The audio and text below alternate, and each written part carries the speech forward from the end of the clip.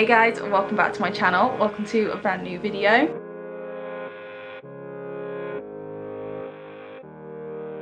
So I am getting a little bit behind on my vlogs at the moment, so I thought now would be a really good time to sit down and have a little catch up with you guys and do a good old-fashioned Q&A. I've got quite a few questions saved up on my phone from over the last few months. I've just kind of been screenshotting them and adding them to a folder in my phone. You guys might have noticed I've been a little bit less active in my comments section. I haven't been responding as much purely because of the time that it takes.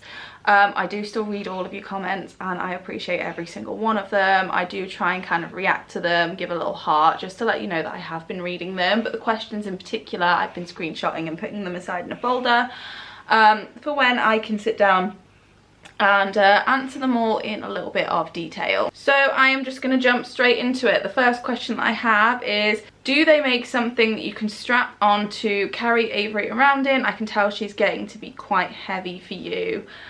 Not that I am aware of. I'd imagine maybe if I did a little bit more research and that is possible. However, you are right, Avery is getting to be very, very heavy. She is also getting to be very tall. She has now officially outgrown the measurement mat at the hospital, which I'd say puts her over 1 meter tall. She's going to be tall like her daddy, I have no doubts about that. She is getting heavy, and because of her sort of low tone in her trunk, her inability to support herself, and also the uncontrollable movements with her dystonia, she is getting very, very difficult to hold and support safely. I can still pick her up, I can still hold her weight, and I can still support her, but sometimes when her dystonia hits, it can become a little bit unsafe. So this is something that me and Josh sit down and discuss often. We need to start thinking about what happens when it literally is not safe for me to be able to handle her anymore, and what we are going to need to rely on really is adaptations in the home, hoists, equipment. These are all things that are going to take time to come to us. The first step in that journey is finding a house that can be adapted to start with, which we are working on. We also need to think about whether or not I'm going to need an extra pair of hands, whether that be Josh deciding to make the move and join me in being a full-time parent carer, or bringing in medical help. I don't know, we really haven't gotten that far yet, but these are all things that we do have to seriously think about, because you're getting to be a big girl, aren't you, Puddin'? And yeah, she is starting to get a little bit too heavy for me, but I am still holding on. I feel like, not just in a kind of medical sense or a safety sense, it is also quite sad for me to think that I can't carry her around like a baby anymore, but realistically she's not a baby. She's going to be 4 in March, which is sad to think about, but yeah, she's getting big and it is something we think about, but we're just not sure on what kind of direction we're going to be going with yet. The next question is, can Avery use a back brace to help support her back? I have mentioned on my channel before that Avery has been diagnosed with evolving scoliosis, so I would imagine that will turn into full-fledged scoliosis at some point. Sadly, it is kind of inevitable because she doesn't have that kind of strength in her trunk, and because her head is so heavy. I don't think we really realise how heavy our heads are, because most people have strong necks that can support their heads. Avery does not. Because her head is heavy, she does tend to kind of slouch one way or another, and again, this is another thing where equipment needs to come into play and adaptations need to come into play to try and keep her body as midline as possible. We do all we can at the moment. She has her sleep system at night, she has her gaiters, she will be getting an expander again soon. We're doing all we can, but sadly it is inevitable, and scoliosis, if goes untreated, can actually be quite dangerous because it can start to affect lungs, because over time it won't just be kind of slouching, bones and muscles tend to seize up. So a back brace has been talked about in passing at the moment. I think they're not too worried by I mean the doctors aren't too worried at the moment, because her back is still correctable, which means we can still use equipment to keep her straight. But yeah, a back brace is probably something we will be looking at later down the line. The next question is, are you planning on vlogging more when things settle down? Honestly, we've been here for like 4 months now and I feel like things haven't settled down. If anything, it's just more busy here, and I'm not complaining in the slightest because I like to keep busy. But I am kind of splitting my time between lots of different things at the moment. I'm just about managing to get one video out for you guys a week. I miss being able to do 2 a week, but I just don't think it's realistic for me at the moment, between filming and editing and doing thumbnails, getting it all up, and then doing all of Avery's appointments. Avery's therapies are no longer at home. That was something I feel like I took for granted at the time and definitely miss. Avery's OT and physio and speech therapy appointments all used to be at home when we lived in Cornwall. Here in Wales, we actually need to go to the hospital for those appointments, so that's just more things that we need to do out of the house. I don't know what it will be like when Avery goes to school or nursery and I have a little bit more time on my hands, but honestly, my time at the moment is kind of split between doing Avery's appointments, doing her therapies, keeping her happy, doing all the things related to the boys, Zach's kickboxing, school, and then I have baking cakes as and when I can, because that's something I like to enjoy. That's something else as well. I've been really trying to force myself to take time when I'm not busy to actually do things that I enjoy, and as much as I enjoy chatting with you guys, there are also other hobbies that I like to pursue. I like my baking, I really love reading, and yeah, I feel like I'm still kind of getting into the rhythm and trying to find a balance, but at the moment, to cut a very long story short, to answer the question, at the moment I think my aim is to try and stick with 1 a week. If I can do more, then I will, but at the moment I am just getting by with being able to publish 1 video a week for you guys. The next question is, can Avery tell the difference in her blended diet? So if you haven't followed my videos over the last month or so, we have started to incorporate some blends into Avery's diet. The majority of her diet, because she is G-tube fed, by the way, if you are new here, the majority of her diet is an enteral feed, so it is just a liquid feed that has all of the nutrients that she needs. But now and again we do like to give her some blends. With all the twitching that's been going on, and with us being so busy over the last few weeks and the twitching going on and stuff, she hasn't really had so many blends recently. I have some bolognese in the freezer actually that I've been waiting to do up with some pasta to give to her, but I feel like I'm just completely going off track here and not answering the question. Realistically, we don't actually know if she can tell the difference. Obviously the blends are much thicker than her feed, so whether or not she feels the difference of it going into her tummy. She obviously doesn't taste the food, it doesn't go into her mouth, but my theory is when we burp, we tend to taste what we've eaten, and I do wonder if maybe her burps taste different to her. But really it's hard to answer questions like that because she is non-verbal. She can't tell us if she feels like it's different, so my theory is that maybe in some ways yes, but ultimately she doesn't taste it, it still goes into her stomach the same way. As Avery gets older and goes to school, do you think she'll be able to use a communication device? I hope so. I really hope so. One thing that Josh and I have always said about Avery, despite the fact that she is quite severe in her brain injury and her cerebral palsy, and her development is quite slow in terms of physical, occupational and whatnot, and speech, we do feel as though she is very alert, she's very switched on, and she seems to have really good awareness of what's going on around her. That makes us think there is an awful lot that goes on inside her head that we just don't know about because of the communication barrier. I really hope that as she gets older, as she goes to school and more things open up to her, that we are able to find a way to break the communication barrier, whether that be signing Makaton, which might be difficult for Avery because of the limited use in her arms, whether that be an eye gaze device. I know that they do use them in the school that we are trying to get her into, so I really hope so, and I hope Avery can learn to use one, because it would be really nice to be able to have a little conversation with her and find out what actually goes on in that big beautiful brain. This question is Avery getting too big for you to carry? You look so tiny. I'm actually quite short. I'm not sure how well it's kind of portrayed in video, but I am just under 5'4", and my frame is quite petite.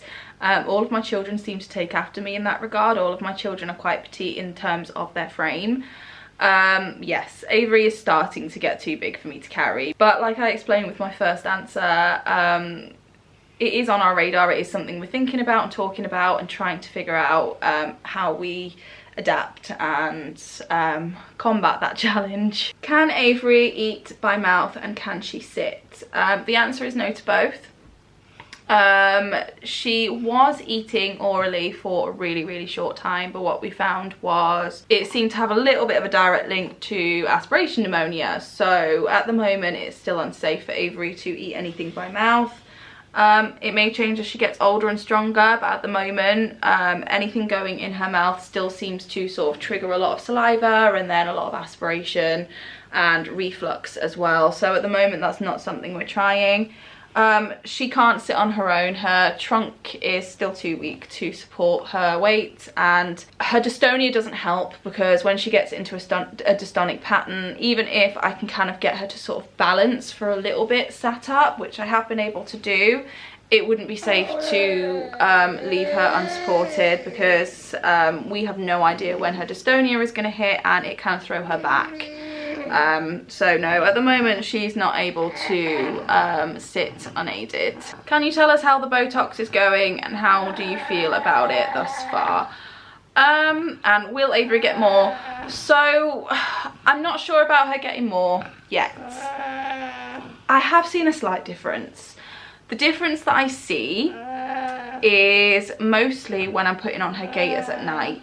I feel as though I can get her left leg straighter than I used to be able to. So I definitely have seen a little bit of a difference.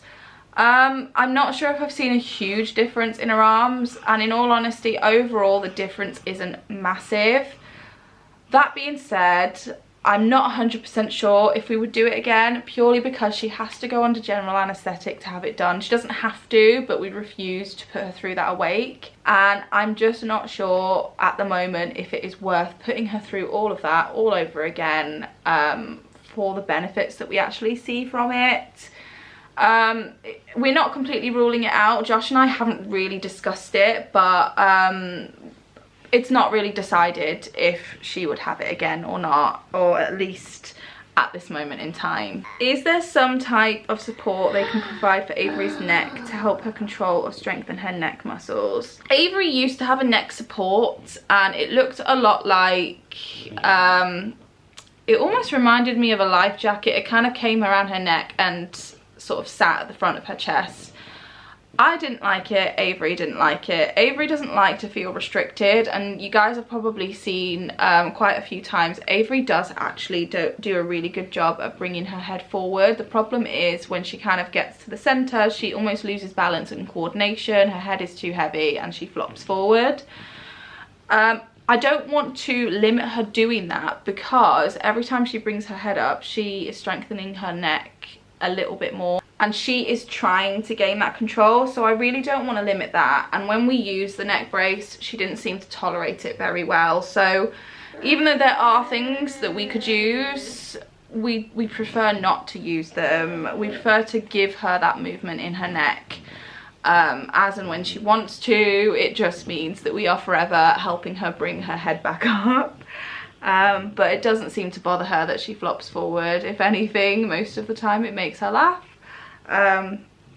So yeah, we're not using any sort of neck support at the moment. Are infantile spasms still an issue? So if you hadn't followed some of my earlier vlogs around last Christmas really, we found out that Avery had hypsarrhythmia in her EEGs, and hypsarrhythmia is a pattern that is often seen in infantile spasms, and infantile spasms are a certain type of seizure. Infantile spasms are definitely a concern. When we found out about Avery's hypsarrhythmia, we were quite shocked because we actually thought she was sort of out of the sort of age range that they're usually seen.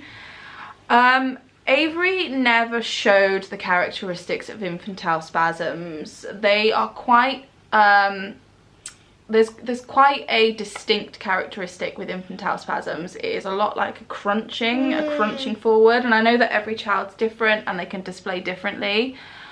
but she never showed the characteristics. As a matter of fact, we never saw any clinical seizure activity while she was having that hypsarrhythmia in those EEGs, so it baffled all of us, including the doctors.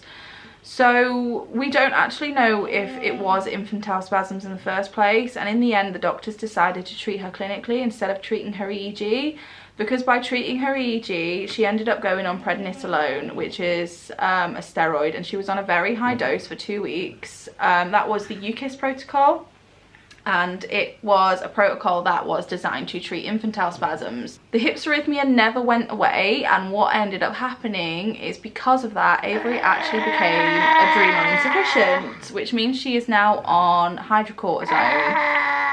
She failed her, I never pronounced this right, a short synapsin test. She failed that test, which means that her body isn't producing enough cortisone on its own, and if the body doesn't produce enough cortisone, that can actually be really, really harmful to the body. So she now has to stay on hydrocortisone until we do another test. Hopefully it won't be forever, but ultimately the treatment for the hypsarrhythmia did her more harm than good. So the doctors decided then to just treat her clinical symptoms, because clinically she was okay and she's been okay. We did do another EEG on Friday. We're still waiting for the results on that, so I am intrigued to see if the hypsarrhythmia is still there, but I'm not sure if it ever was infantile spasms. Where did you learn cake baking? So my earlier memories of baking is always with my mum. We used to have a yearly tradition where on Christmas Eve we would just bake tons of stuff, and we loved it, and I think those memories are probably what make me enjoy baking so much now as an adult. In terms of the skills with making cakes, I learned it in the same place that I learned to do a lot of the things that I do now, and that is good old YouTube. I think YouTube is an amazing place to learn new skills. I've learned so much. I learned how to do acrylic nails on YouTube. I've learned how to bake and decorate my cakes on YouTube. I've learned how to fix things on YouTube. Honestly, YouTube is such an amazing resource when you want to learn a new skill, and I 100% recommend scouring YouTube if ever you're thinking of learning something new, and just try and teach yourself through videos. That's what I did. And through that, and then lots and lots of practice, that is kind of where my skills come from. I feel like I'm still learning. There's still an awful lot I don't know how to do, or I could do better, and I don't need to watch YouTube videos as much anymore. A lot of it is coming kind of through practice, but yeah, YouTube really. And then just the passion of baking and decorating from when I was a child. How do you keep your nails so beautiful? Thank you. At the moment they're not looking so beautiful. I've kind of filed them down because I'm starting to get a little bit annoyed with having to keep redoing them. But like I just said, I taught myself how to do my nails by watching videos on YouTube. I am actually qualified in gel nails. I did do a course on how to do gel nails, and that kind of gave me the sort of basics of extensions and nail prep and safety and whatnot. But in terms of acrylic, which is what I still have on my nails and have been using it for the last few years, I learned it on YouTube. It was actually Neo Nails, the channel that I started watching it. It was actually Kirsty Meakin who at the time did videos for Neo Nails. I'm pretty sure she has her own channel now. But I used to be just fascinated by the nails that she did and just watching her work on nails, and that's kind of what inspired me to sort of learn how to do it myself, and that's what I've been doing ever since. I like learning skills that would save me time and money in the long run. So when it comes to all of the kind of beauty things, I learned how to do my own eyebrows, I learned how to do my own nails, I learned how to do my own hair. These are all things that save me time and money in the long run. So I do like having skills like that, and I think my family and friends appreciate it as well. I used to do my friend's eyebrows. I used to do my mom's hair and eyebrows. Not so much anymore because she doesn't live close by, but I do still cut my niece's fringe. I put some highlights in her hair a few weeks ago. I cut my sister-in-law's hair. So I like having skills like that because it's things that I can save myself time and money with, but also share with my family and friends as well. How much can Avery see? What can she see? For example, light and dark colours. This is another one of those things that we just don't know. We know that she has cerebral visual impairment. It kind of goes hand in hand with cerebral palsy, but what that means in terms of what Avery actually sees and how she sees, we just don't know. We're happy with her vision in the sense that she tracks really well. She seems to know when someone comes into a room. She can track things moving from side to side, and you guys know she loves TV, so she can definitely see that. But what her colour is like, what her depth perception is like, and all things like that, we honestly don't know, and I really don't think there is any way to know unless she's able to communicate it one day. So for now we just kind of have to sort of go off what she does, what she prefers. There's no real way to know what her vision's actually like. We do know that she's short-sighted and she has astigmatisms. That's what her glasses are for. We struggle to keep her glasses on her, as you guys know, especially now she's getting bigger and stronger, because her glasses just don't stay on for more than 2 seconds at a time. They shift one way or another. But yeah, we don't truly know what her vision is like. I wish I could see through her eyes and just see what she sees, but sadly we can't.